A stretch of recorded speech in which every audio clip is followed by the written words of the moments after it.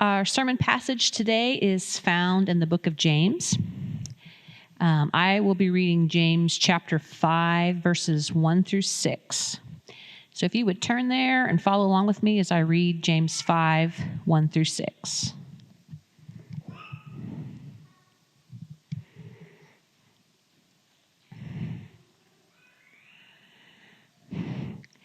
Come now, you rich, weep and howl for the miseries that are coming upon you. Your riches have rotted, and your garments are moth-eaten. Your gold and silver have corroded, and their corrosion will be evidence against you and will eat your flesh like fire. You have laid up treasure in the last days. Behold, the wages of the laborers who mowed your fields, which you kept back by fraud, are crying out against you, and the cries of the harvesters have reached the ears of the Lord of hosts. You have lived on the earth in luxury and in self-indulgence. You have fattened your hearts in a day of slaughter. You have condemned and murdered the righteous person. He does not resist you.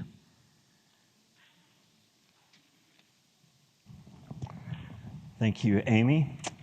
Well, this morning we are continuing our sermon series in the book of James, and we come to chapter 5, and so have one more chapter left in this book that we've been walking through together for some months. And as we come to chapter 5, we probably come to some of the harshest words, straightforward words in all of the book of James. Like, this has been a hard book all along. James doesn't hold back at all throughout this entire letter. And then in chapter 5, it seems like he increases the intensity just a little bit. As we come to everyone's favorite topic, money. Now, I know when some of you hear that, you're thinking, I'm a poor college student. I don't have any money. This sermon's going to be completely irrelevant for me. Others of you, you hear that this topic is about money, and you're thinking, okay, I've been in church long enough, and to enough churches before, like I've seen this before. This is the guilt trip sermon. The pastor gets up, makes everybody feel guilty that they're not giving enough to be able to give more to the church. I've seen this before, yeah.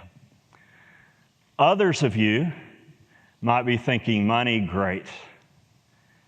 Like, for all of my life, money has been nothing but stress and hurt and pain and conflict.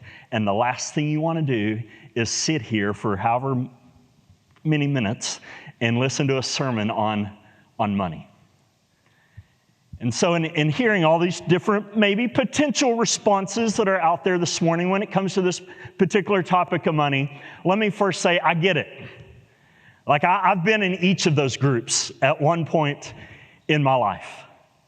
So I understand where you're coming from if you're thinking about any of those different responses here this morning. At the same time, though, this topic of money is really, really, really important. Like, did you know that there are over 2,300 verses in the Bible about money? That's a whole lot of verses about money. And so for some reason, the creator God of the universe thought this was an important topic, that he talks about it over 2,300 times in this book.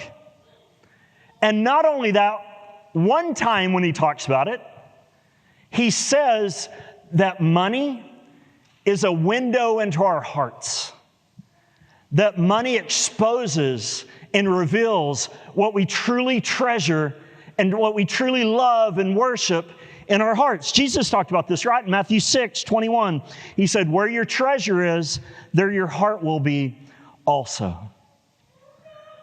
But one of the most important reasons for why this topic of money is so important is because in the majority of those 2,300 verses in the Bible,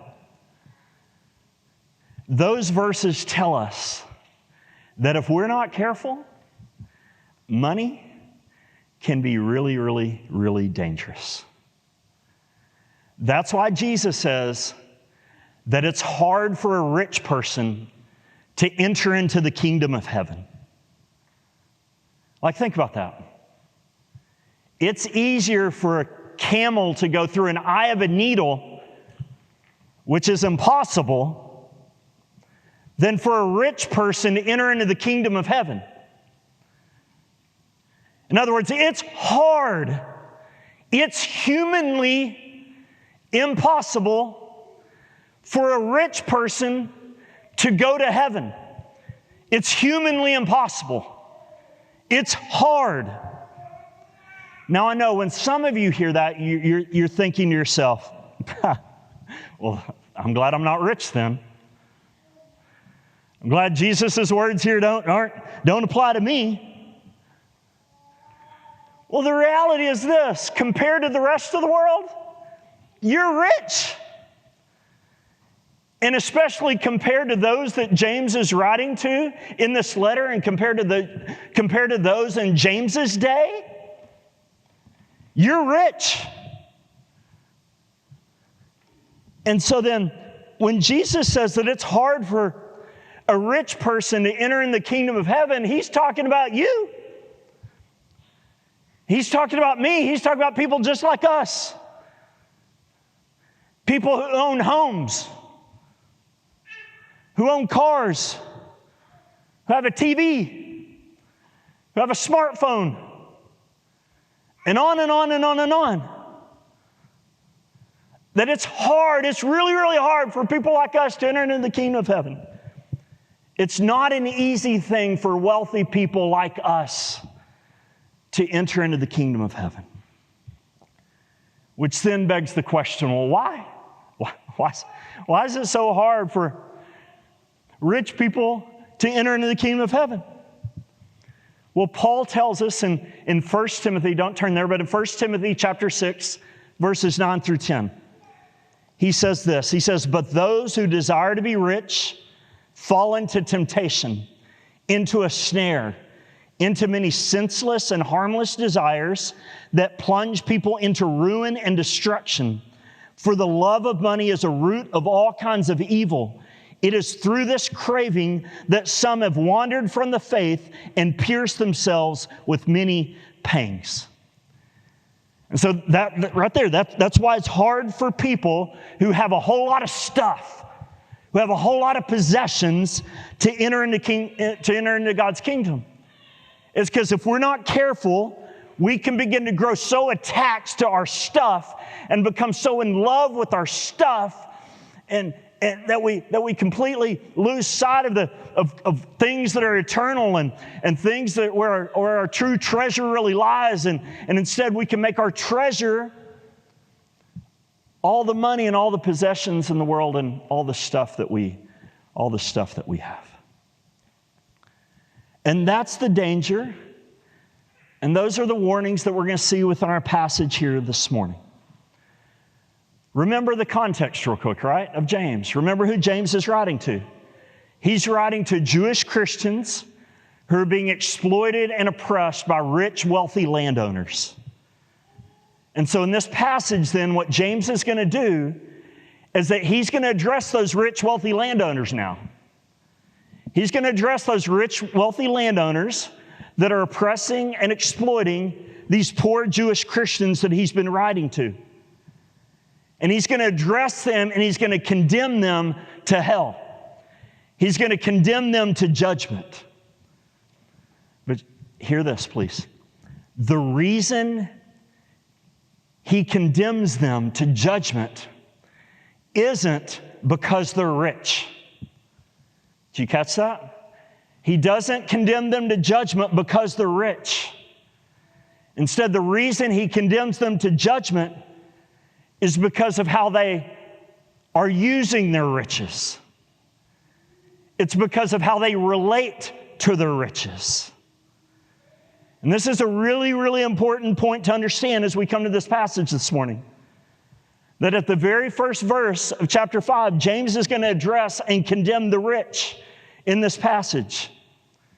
And when he does that, he's not condemning rich people, all rich people, like without exception.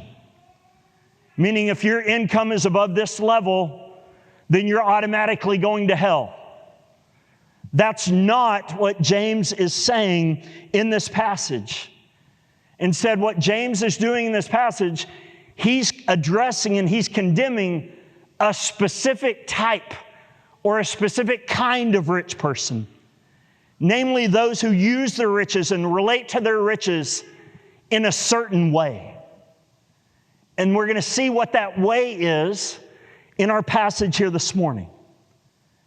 It's in this way then that this passage then is relevant for every single one of us here this morning, no matter what your bank account is. Because in this passage, what we're going to do is we're going to be warned.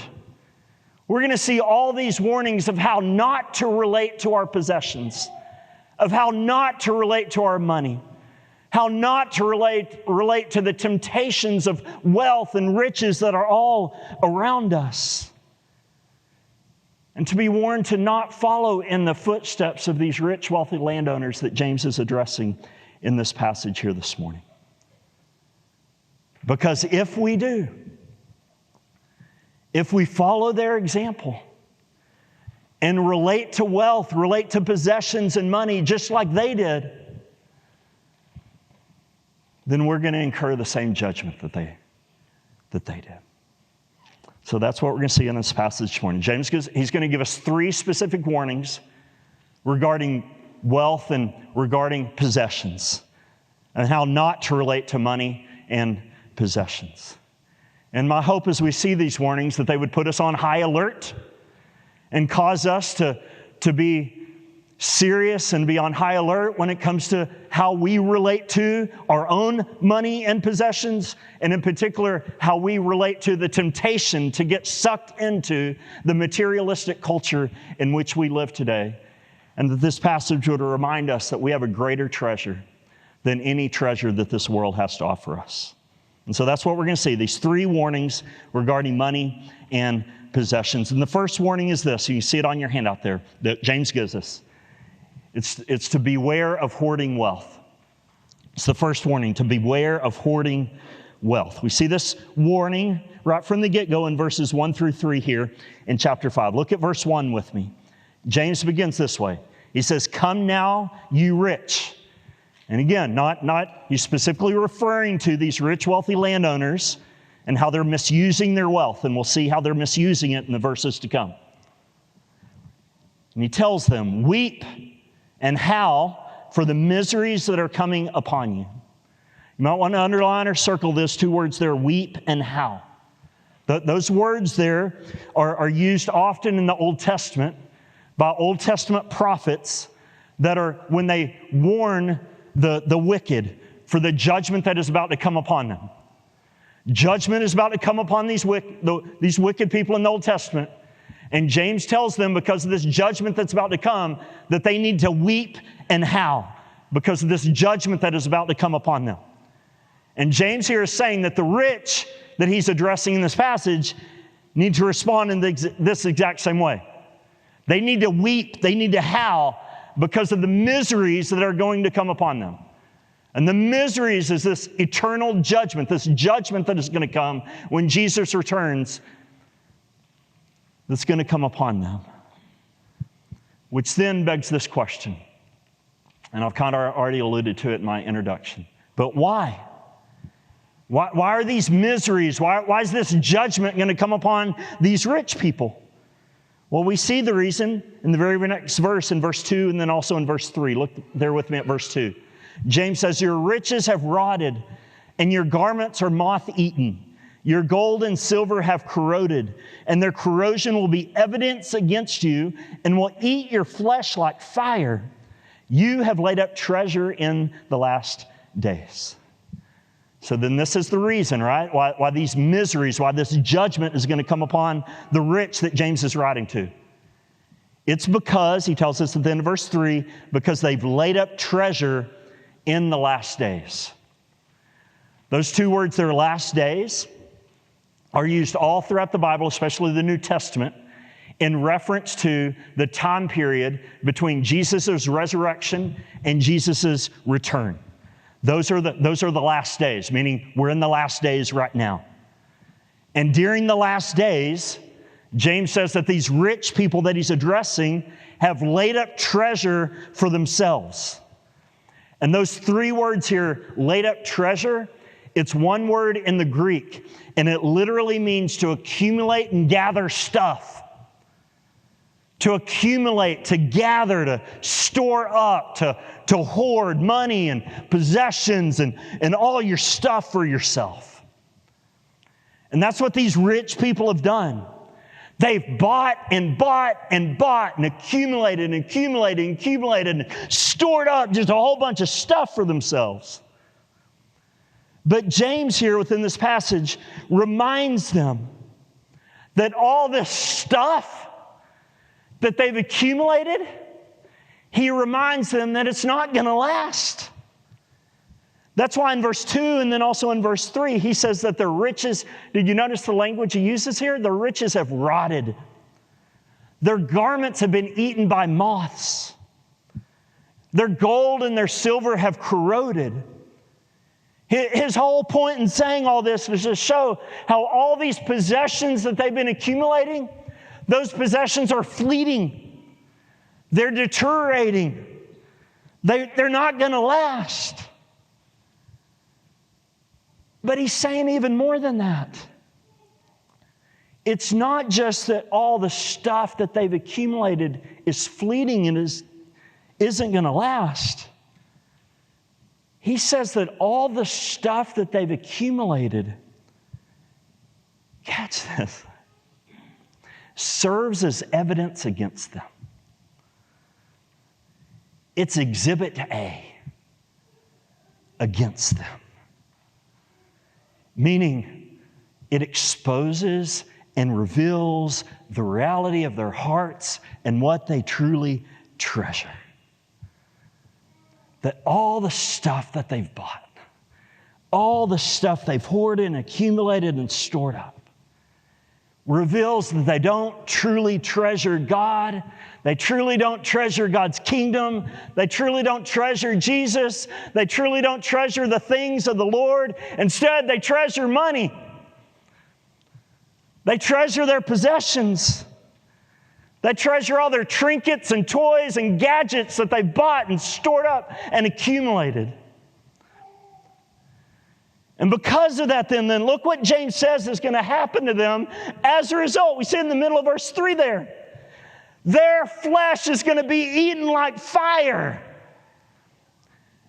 Now, I don't know exactly what all that means, but it's not good. Specifically a reference to the miseries going back to verse 1 in chapter 5. And within the rest of the context of chapter 5, it's a reference to the judgment that's going to come when Jesus returns. And so, this is the warning, right? For those of us who live in a materialistic culture, for those of us who live in Johnson County, this is the warning for every single one of us. Don't get sucked into materialism. Don't get sucked into just buying and buying and buying and accumulating, gathering, storing up more and more treasure here on this earth. Which then begs this question. All right, where's the line? Where's the line? Just give me the line. How much is too much then? Where do I go from I'm okay buying and having this to just hoarding, laying up treasure on earth? Where's the line? How much is too much? Well, James doesn't tell us. And the reason he doesn't tell us is because guess what? There's not a line. There's not a number. And the reason there's not a line and there's not a number is because ultimately what's important isn't how much you have. What's ultimately important is your heart for why you have it. And your heart posture toward what you have. And your heart posture toward all the stuff that you've accumulated. That's what's ultimately important. And so then instead of giving you a line or a number of saying, this is too much, don't go over this, here are some questions. Just some practical questions to consider to help you evaluate just your own heart toward money and possessions in your own life. And these questions can help you discern and to evaluate in your own heart where that line is and if it's too much.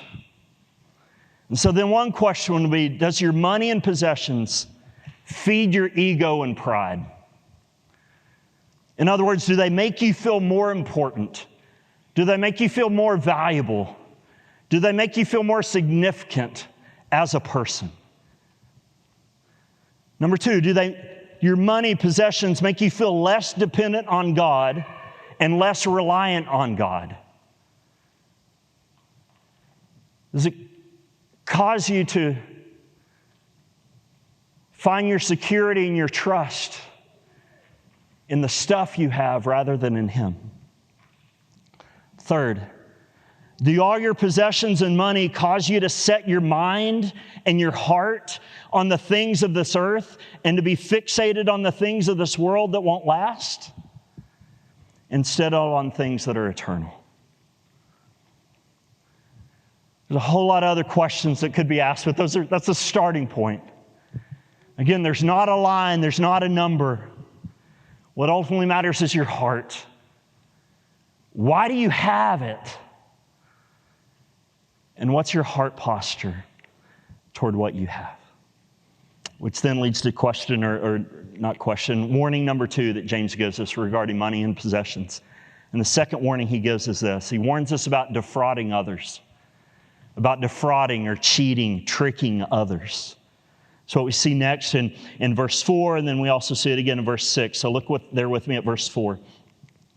James says, "Behold, the wages of the laborers who mowed your fields, which you kept back by fraud, are crying out against you.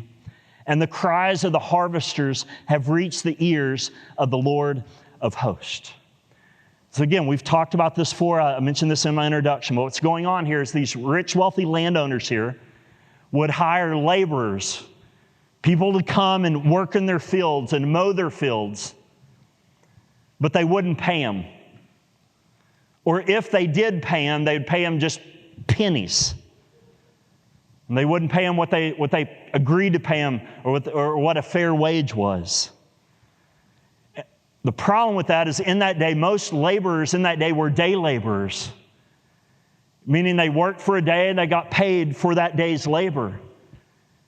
And so they literally lived just day by day. What they got paid is what they used to eat on and all that stuff. So they didn't get paid. They didn't eat for that day. And if they didn't get paid the next day, then they didn't get eaten, on and on and on. And so they were dependent upon the pay. But these rich, wealthy landowners were defrauding them. They were cheating them. They were holding back the pay that they had promised them, the pay that they deserved.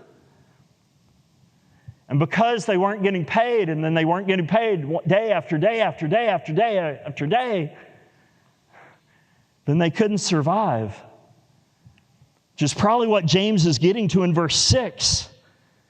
When he says that the rich have condemned and murdered the righteous person, he does not resist you. There's debate among scholars in regards to whether or not these rich, wealthy landowners have literally murdered the righteous laborers who worked for them. But in all likelihood, they murdered them by not paying them and causing them to starve to death. And as a result of that, do you see what James says? In verse 6 at the very end, he says that these righteous laborers then were not resisting the rich, wealthy landowners who were defrauding them. They were not opposing the rich, wealthy landowners that were defrauding them, meaning they weren't defending themselves, which is kind of weird, right? Kind of begs the question, well, why weren't they defending themselves against these rich, wealthy landowners that were defrauding them? You know what the answer is? They couldn't. They couldn't. Like in that day, if they would have gone to court with these rich, wealthy landowners, these poor little laborers would have lost every single time. Because in that day, what mattered in court wasn't justice. What mattered in court was status. And how much money somebody had, how much power and influence somebody had. And because of that, then these poor Jewish Christian laborers didn't have any recourse. They didn't have any way to defend themselves. These rich, wealthy landowners could cheat them and cheat them and cheat them and cheat them, and they could do nothing about it. No one had their back. No one could defend them except for one person. You know who that one person was? God. God. It's the point James is making at the very end of verse 4 when he says that the cries of the harvesters have reached the ears of the Lord of hosts. That title there, Lord of hosts, probably sounds familiar. It's all over the Old Testament, right? And it's to depict, that title depicts God. It could literally be translated as the Lord of armies. And it depicts God as a mighty warrior, like we sang about, right? Who is leading this huge army to come and wage war against those who are oppressing his people. And that's the picture that James is painting here. That nobody else in that day might hear the cries of the laborers who are being defrauded by these rich, wealthy landowners. The justice system doesn't hear it. The judges don't hear it. The police don't hear it. Nobody hears their cries except for the Lord of hosts, the Lord of armies. And since he hears their cry, he's going to defend them. He's going to come and make sure he's got their back. He's going to come and make sure that justice is done against those who are defrauding them and treating them unjustly. And this is the warning for us here this morning. It's pretty simple. Don't follow the example of these rich, wealthy landowners and cheat other people and defraud other people and trick other people so you can hold on to your money or so that you can make some money off of them. In other words, like if you're an employer who has people working for you, think about it. Are you paying them a fair wage? A fair wage for the work that they're doing? Are you in any way withholding money from them that they deserve? Are you in any way cheating those who work for you so you can hold back and make more money for yourself? Have you cheated someone out of an agreed upon wage that you made with them? Or just think about your job. You don't have to be an employer. Just think about if you're an employee at a job and who you work for. Are you in a job in which you feel pressure to cheat, to trick other people, to cheat, to defraud a customer, to trick a client in order to make some more money? Or think just beyond employers, think beyond employees, think about the money and possessions you have yourself right now. Is there anything that you've acquired by unjust means?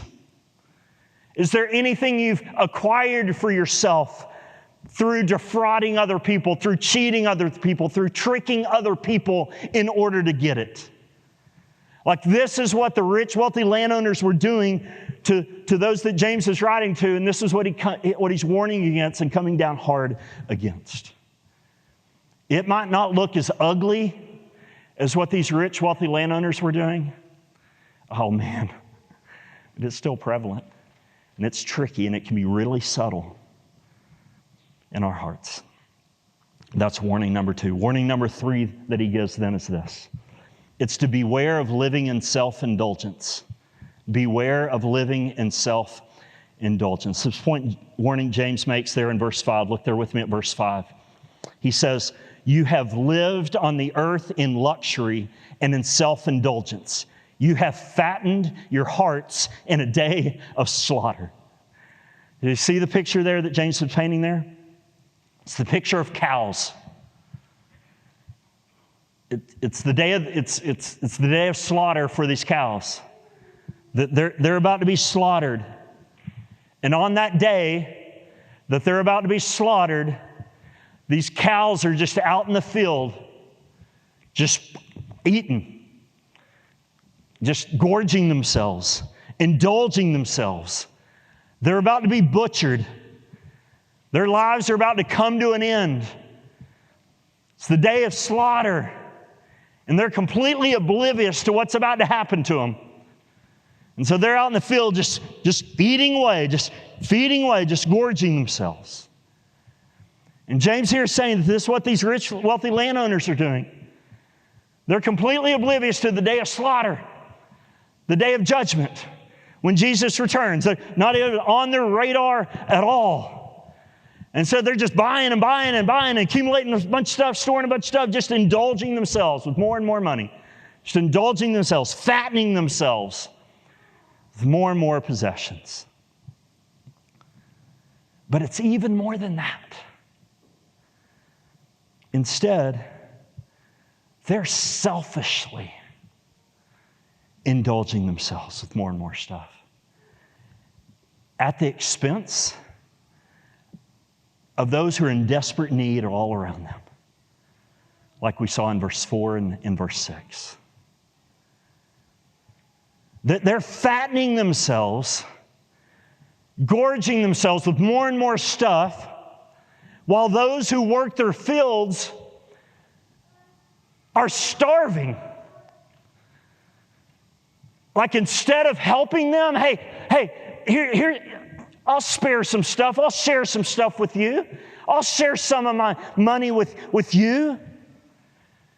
Instead, they're keeping it to themselves and just gorging themselves with it.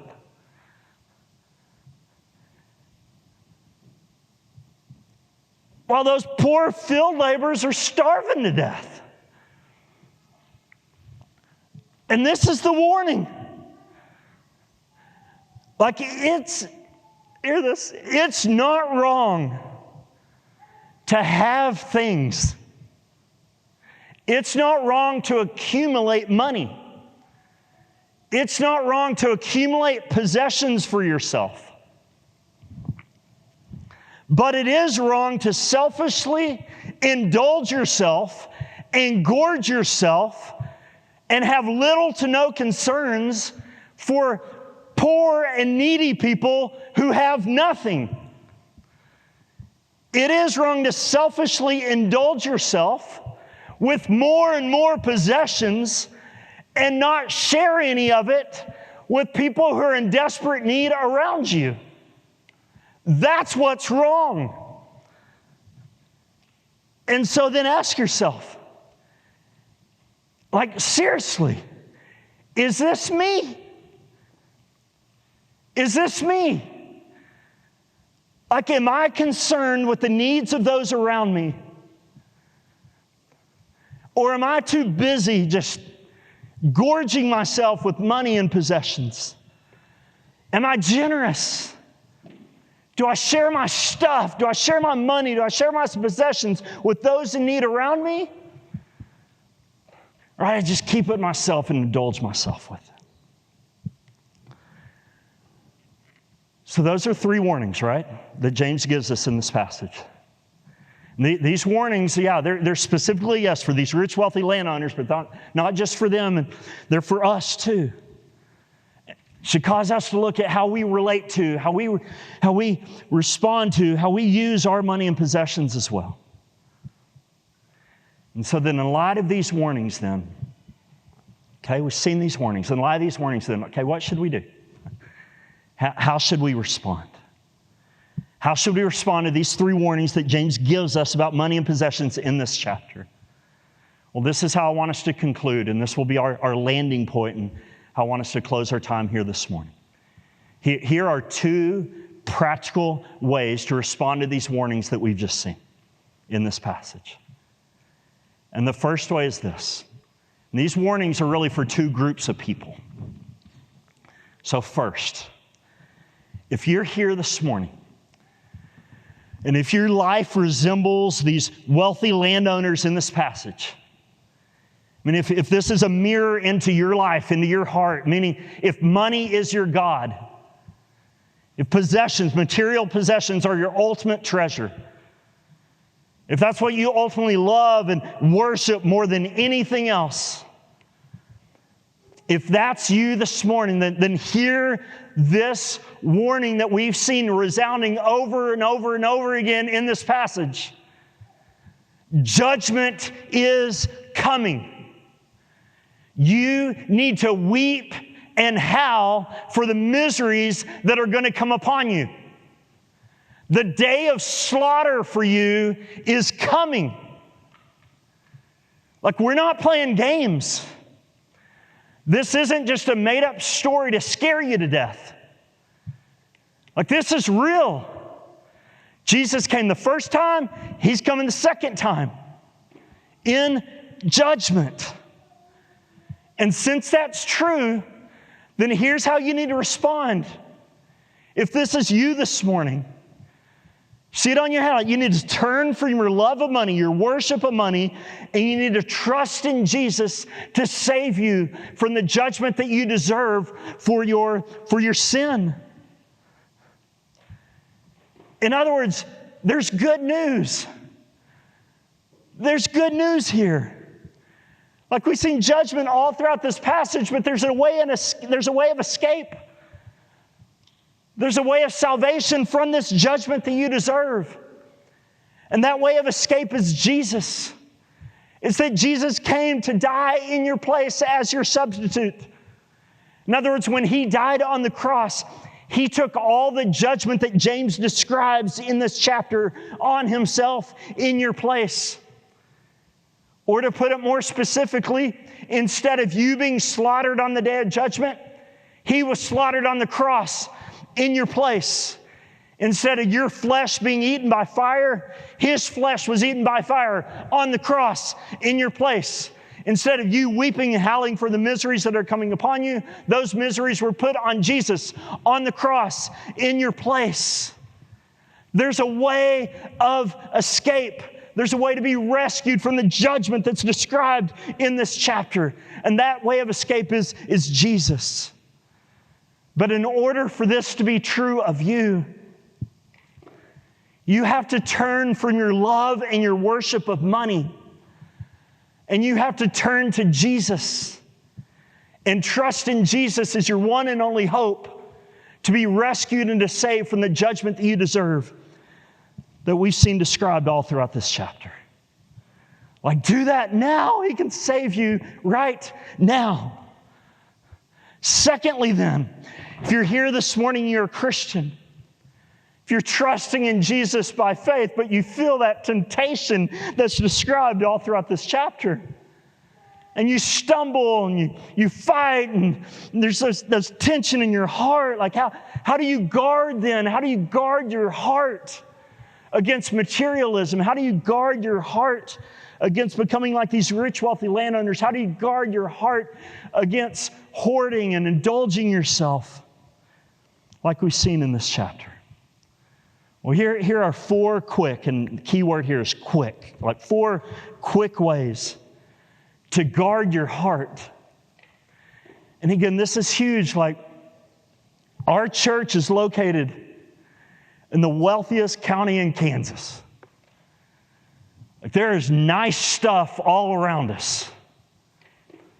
Just drive down the road, and there's an allurement and calling out to worship this, worship that. You must have this, love this. There are people getting paid millions upon millions upon millions of dollars, sitting in offices all day long, trying to get you to indulge yourself in the material possessions of this world. All day long, that's what they're trying to do.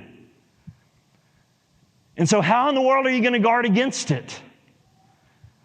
Well, remember these warnings that we've seen. And then I would encourage you to follow these four practical recommendations. And we're going to make these quick. The first suggestion would be this. It's to not envy. Don't envy the unbelieving rich. Don't envy the unbelieving rich. Like, this is easy to do. It's a struggle in my own heart. It's easy to envy. It's easy to look around at what you don't have. It's easy to look around at what other people have. And to envy, to be jealous. And to think to yourself, man, they're living the good life. Look at all their stuff. Look at vacations they do. And I don't have anything. Or it's easy to feel like just a loser, a worthless piece of trash, or a failure when you look at just what you have and what everybody else has. Don't envy them. Their stuff's not going to last. All that stuff, it's going to eat up moths. It's going to rot. It's not going to last. But not only that, but there's a day coming in which those unbelieving rich that you envy so much and that you're jealous of so much, that you're comparing yourself with so much, there's coming a day in which they're going to weep and wail because the miseries that are going to come upon them. Why envy that?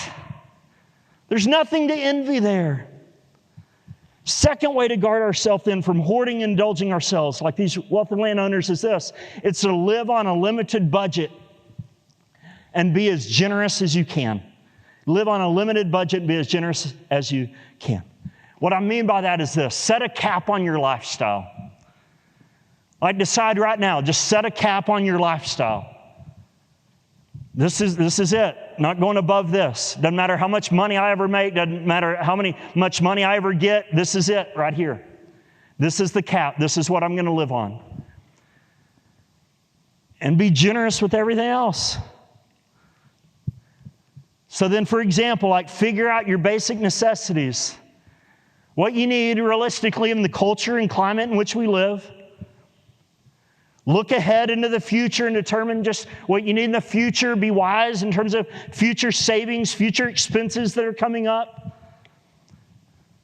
And use that as a cap on your lifestyle of what you need. In other words, we bought into this lie of the more income I get, or the greater income, an increase in income, automatically means an increase in lifestyle. The more money you make, the bigger house you get. The more money you make, the nicer car you get. The more money you make, and just extra TV you get. I mean, just an increase in money equals an increase in lifestyle. That doesn't have to be the case. Set a cap, a limit. This is what I can live on. Look into future expenses and expenditures and savings and things of that nature. Set a cap. And be as generous as you can with the rest.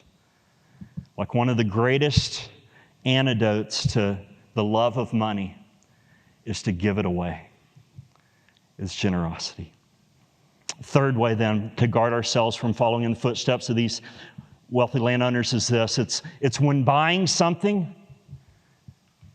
don't just ask, can I afford this? Ask, what is this going to do to my heart? Did you catch that there? This is huge here.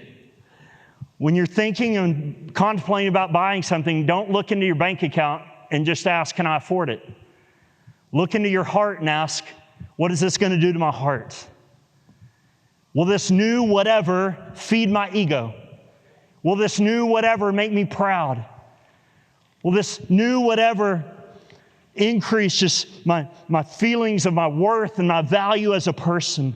Will it cause me to be less dependent on God? Will it cause me to trust God less? Will it cause me to find my security in this rather than God? Will it cause me to become more attached to this world and more fixated on the things of this world? Will it keep me from being generous and being able to share with others?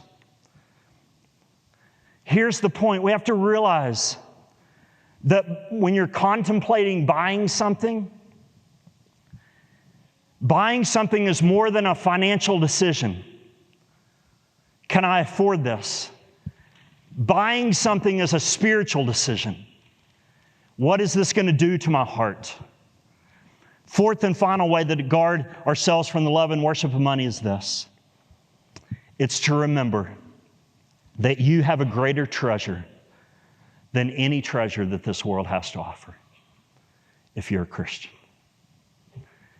In other words, do you know why rich billionaires don't shop at Goodwill?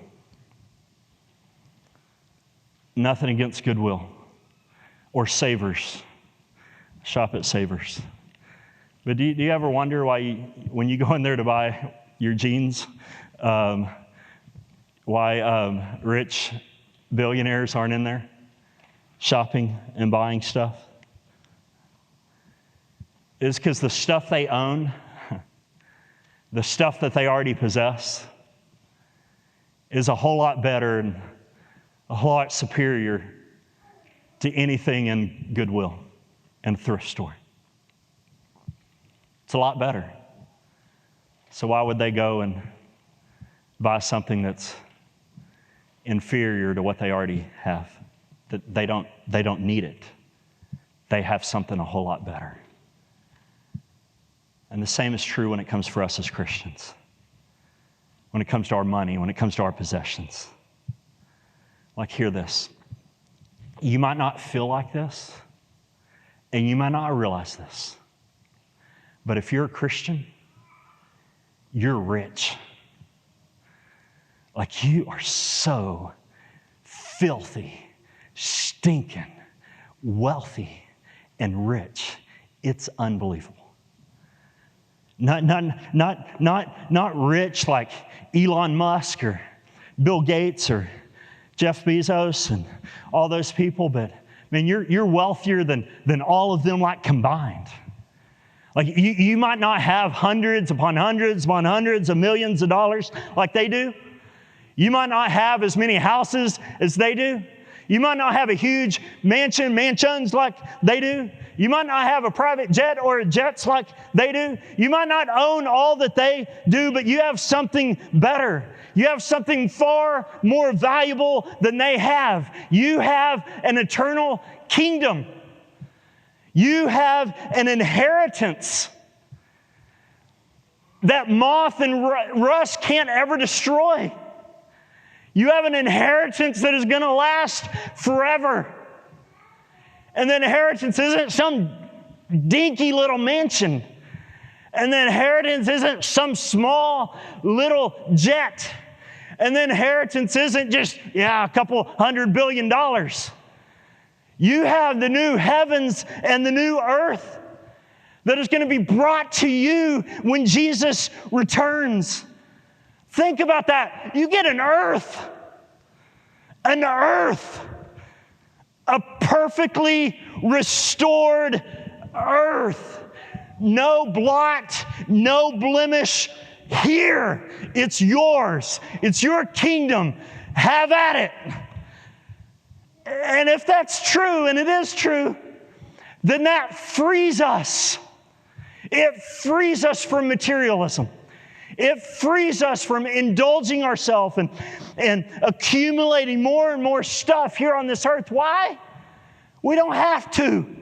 We got something a whole lot more valuable and a whole lot better than any of the trinkets and toys and gadgets this world has to offer. So why indulge in it?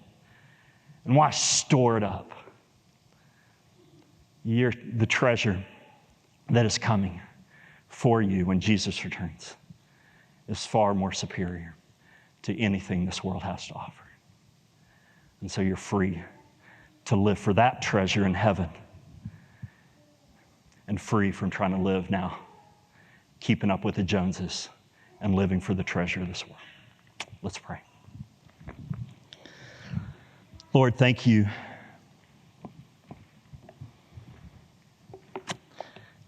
just for your goodness toward us. Even as we began this service reading Ephesians 1, 3 through 14 and the spiritual blessings that have been given to us in Jesus, those things far exceed any purchase, any possession that this world has to offer. And so, God, help us to keep our eyes. It's hard. to walk by faith and not by sight, seeing everything around us and just the allurement of it all and